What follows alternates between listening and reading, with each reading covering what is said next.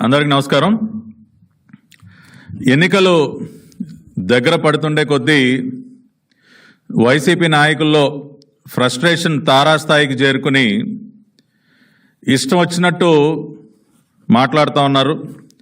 తప్పుడు ఆరోపణలు చేసి ఇంకా కూడా ఏదో ప్రజల దృష్టిలో చంద్రబాబు నాయుడు గారు అవినీతిపరుడని, ఆయన ఏదో గతంలో భారీ కుంభకోణాలకు పాల్పడ్డారని చెప్పి ఇంకా కూడా ఏదో నమ్మించే ప్రయత్నం చేస్తూ ఉన్నారు.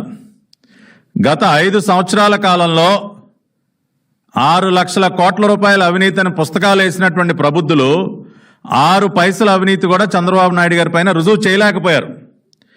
అనేక తప్పుడు కేసులు పెట్టి చేతులెత్తేశారు. స్కిల్ డెవలప్మెంట్ కేసు అన్నారు, ఫైబర్ నెట్ అన్నారు, ఇసుక అన్నారు, అన్నిట్లో కూడా పూర్తిగా చేతులెత్తేసి కోర్టులో అక్షింతలు వేయించుకొని ప్రజా కోర్టులో కూడా చీత్కారాలు ఎదుర్కొంటూ ప్రజలు కూడా పూర్తిగా అర్థం చేసుకున్నారు. చంద్రబాబు నాయుడు గారి పైన వీరు చేసేటటువంటి ఆరోపణలన్నీ కూడా నిరాధారమైనవి, ఎటువంటి ఆధారాలు లేకుండా కేవలం బురద జల్లే కార్యక్రమం చేస్తా ఉన్నారు. వాళ్ళ నాయకుడు జగన్మోహన్ రెడ్డి అత్యంత అవినీతిపరుడు గనక ప్రజలు అతి త్వరలోనే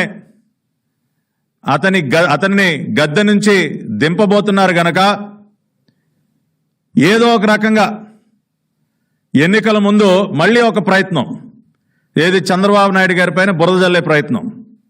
మొన్నటి వరకు చేసినటువంటి ప్రయత్నాలన్నీ కూడా పూర్తిగా విఫలమైనా సరే బుద్ధి తెచ్చుకోకుండా ఇంకా కూడా వాళ్ళ కొత్తగా ఏం మాట్లాడుతూ ఉన్నారండి.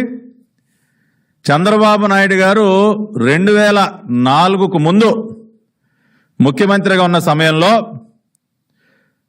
ఆనాటి ఉమ్మడి ఆంధ్రప్రదేశ్ రాష్ట్రంలో క్రీడలకు సంబంధించి మౌలిక సదుపాయాలు మెరుగుపరచాలన్న ఒక మంచి ఆలోచనతో ఐఎంజీ భారత్ అనే కంపెనీతో చేసుకున్నటువంటి ఒప్పందం ఏదైతే ఉందో, వాళ్ళకి కొన్ని నిబంధనలకు లోబడి కొన్ని కండిషన్స్ పెట్టి ఏదైతే భూములు కేటాయించారో వాటిని తప్పుపడుతూ బురద జల్లే కార్యక్రమం. ఆ రోజున జగన్మోహన్ రెడ్డి తండ్రి రాజశేఖర్ రెడ్డి కూడా ఇదే రకంగా బురద జల్లే కార్యక్రమం చేసి ఆఖరికి కోర్టులో కూడా ముట్టగాయలు వేయించుకున్నాడు ఆయన. కోర్టులు కూడా కొట్టేశాయి. వీళ్ళు పెట్టినటువంటి తప్పుడు కంప్లైంట్లు, తప్పుడు పిటిషన్లని కోర్టులు కూడా తిరస్కరించడం జరిగింది. చంద్రబాబు నాయుడు గారు ఆ రోజున ఐఎంజీ